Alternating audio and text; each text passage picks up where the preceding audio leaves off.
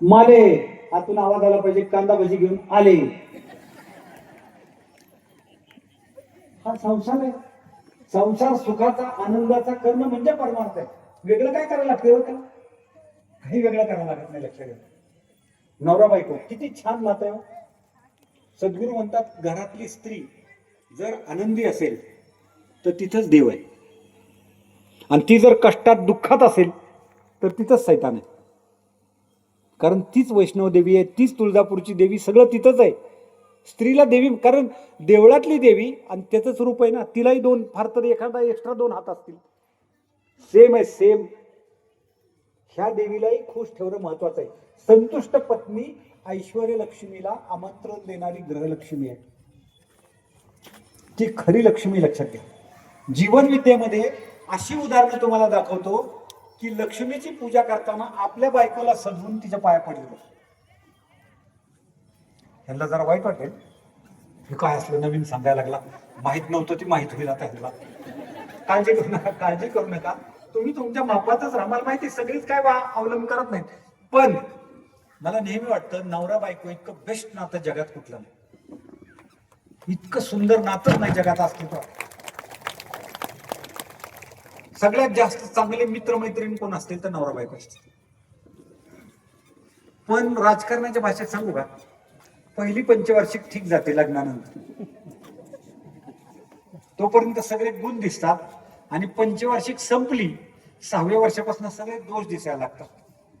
मग दोघांच्या हातात लोकमत असतो, पण त्यांचं काही एकमत होत नाही. हा मोठा प्रॉब्लेम झालेला आहे. लक्षात घ्या. म्हणजे मी तुम्हाला खरं सांगतो, म्हणजे मी डायलॉग ऐकलेत बायकांची.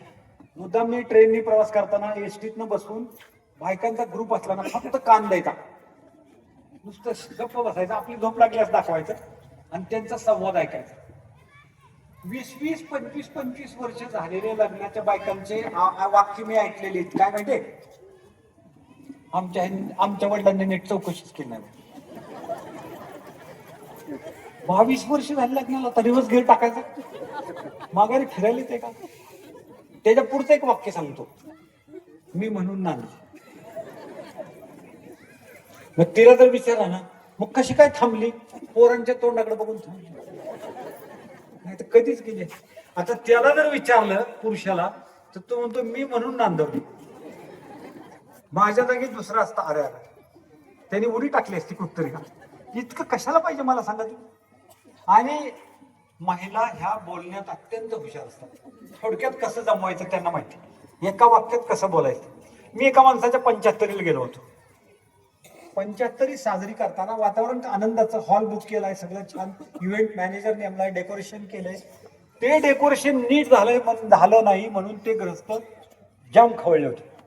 कळत नाही त्याला, हिथं असल्या माळा लावल्या, तिथं म्हणलं जाऊ द्या, कोण बघतंय माळाला. तुम्हाला शुभेच्छा देत आहेत 75 निमित्त, वर बघूच नका. पण त्यांची चिडचिड काय थांबना. आणि मी त्यांना सांगत होतो तुम्ही गप्प बसा, आलेल्या लोकांचं स्वागत करा. त्यांच्या मंडळी आमच्या मागे चालत होत्या. त्यांनी एक वाक्य काढलं, एकच वाक्य. त्या काय म्हणले माहिती का, मी कसं काढलं असेल. आता ह्या एका वाक्यात सर्टिफिकेट आहे सगळं अख्खं आयुष्यात. आणि चाललंय काय, 75 चालली आहे. कल्पना करा. म्हणजे काय तर एकमेकांना सुखी करा, खूप सुख द्या एकमेकांना. तुम्हाला खरं सांगू का, मुलगी लग्न होऊन निघून जाते, मुलाला सूनबाई आली, त्याला कुठतरी पुण्याला मुंबईला नोकरी लागली, तो निघून जातो. फायनली घरात कोण राहतो? बरोबर आहे की नाही? कोण राहतं? आजी आजोबा असले तर त्यातलं कोणतरी एखादं राहिलं असलं तर तेवढंच राहतंय. आणि मी लोकांना सांगत असतो, परवा मी एक ठिकाणी गेलो, त्यांना मी म्हणलं तुमची दोन्ही पोरं पुण्याला आहेत, सुना पुण्याला आहेत, तुम्ही दोघं आणि आई इथे तुमची फक्त म्हातारी आहे, आणि एवढं मोठं बांधले घर, 2 मजली 3 मजली जवळजवळ, ह्याची काय गरज? त्यापेक्षा पोराला फ्लॅट आला असता पुण्यात. काय म्हणावं त्या माणसाने? आमची आई म्हणली घर बांधताना की बावकीपेक्षा एवढं तर वर पाहिजे. हा कसला अहंकार हो, कसला अहंकार. म्हणजे गरज नाही बरं का, गरज नाही. वरच्या खोल्या तर मोकळ्या पडल्या, झाडायला माणूस मिळाला, पण एवढं बावकीपेक्षा वर पाहिजे. पहिला अहंकार थांबवा. थांबणं हे महत्वाचं, लक्षात घ्या. अज्ञान देवाबद्दलचं अज्ञान धर्माबद्दलचं, अज्ञान संस्कृतीबद्दलचं. खरी संस्कृती काय? माणुसकी. तुम्ही आता जे म्हणताय ना साध माणुसकीची, माणुसकीची साथ घालणं, माणुसकीने वागणं, ही खरी संस्कृती आहे. माणुसकी हा खरा धर्म आहे. हे जे महापुरुष आहेत ना, यांचे आपण पुतळे बांधतो. मला एक गोष्ट आवडली तुमची, शहीदांना जो वंदन केलं ना, मला खूप आवडली ही पद्धत. कारण तुम्हाला सांगतो,